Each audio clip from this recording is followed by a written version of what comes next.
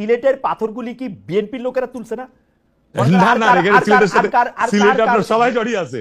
ঘটনা হচ্ছে প্রশাসনটা এখানে কেন কেন আপনার ব্যর্থ হচ্ছে, কারণ বিএনপির ভয় পায় প্রশাসন।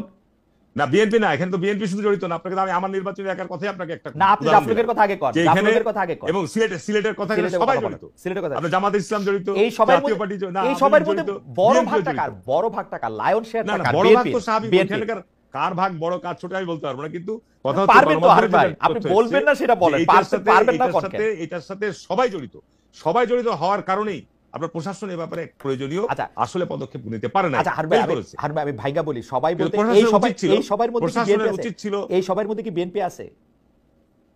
এই সবের মধ্যে হ্যাঁ, আপনি যে সবাই জড়িত বলতেছেন, এই সবার মধ্যে বিএনপি আছে? না না, ওইখানে সিলেটের ঘটনা, গণমাধ্যমে এসেছে, সিলেটের ঘটনা, নাহলে তো বিএনপির লোককে বহিষ্কার করেছে না, আওয়ামী লীগের জামাতের একজন চেয়ারম্যানকে আপনার গ্রেফতার করেছে না।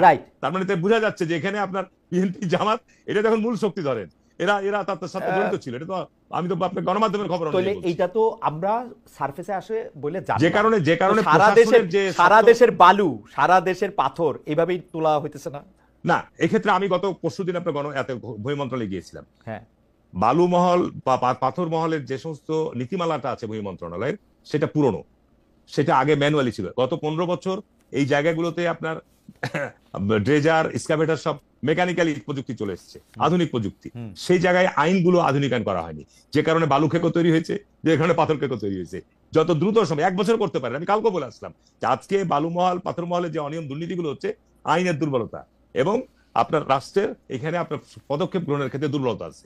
আপনি সারা বাংলাদেশে বিএনপির যত চাঁদাবাজি, যত মানে ইউনিয়ন পরিষদ অফিস, যত থানা অফিস, যত মানে ফুটপাত দখলের যত ঘটনা, সেইটাতে কি আপনি কোনোভাবে কোনো নতুন বন্দোবস্তের ইঙ্গিত পান? মানে আমি পরিসংখ্যানের দিকে যাইতে চাই না, পরিসংখ্যান দিয়ে আমাকে ভইরা রাখছে, এই অন্তর্কন্দলে এতজন বিএনপি লোক মারা গেছে, এতজন এই হয়েছে সেই হয়েছে, সেগুলি বাদ দিয়ে যদি আপনি বলেন আপনার প্রত্যাশা পূরণ হয়েছে কিনা।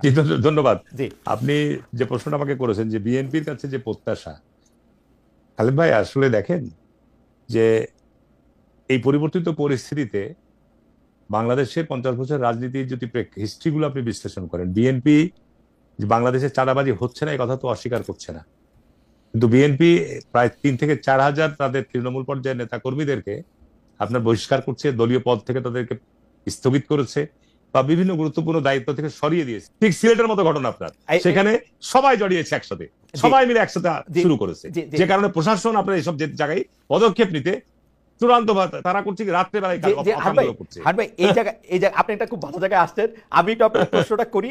প্রশ্নটা হইলো, এই যে আমাদের পরিবেশ উপদেষ্টা বলতেছেন যে প্রশাসন পুরোপুরি ভাবে কাজ করতেছে না, কারণ আমি প্রশাসনকে বারবার বলতেছি প্রশাসনে পুরোপুরি ভাবে কাজ করতেছে না, কারণ প্রশাসন বোধ হয় আমাদের কথা শুনছে না। মানে উনি এটা বলেন নাই, আমি যতদূর ওনারে বুঝছি যে প্রশাসনটা আসলে মানে উনাদের কথা শুনতেছে না। যাদের কথা শুনতেছে তারা কি বিএনপি, এই মানে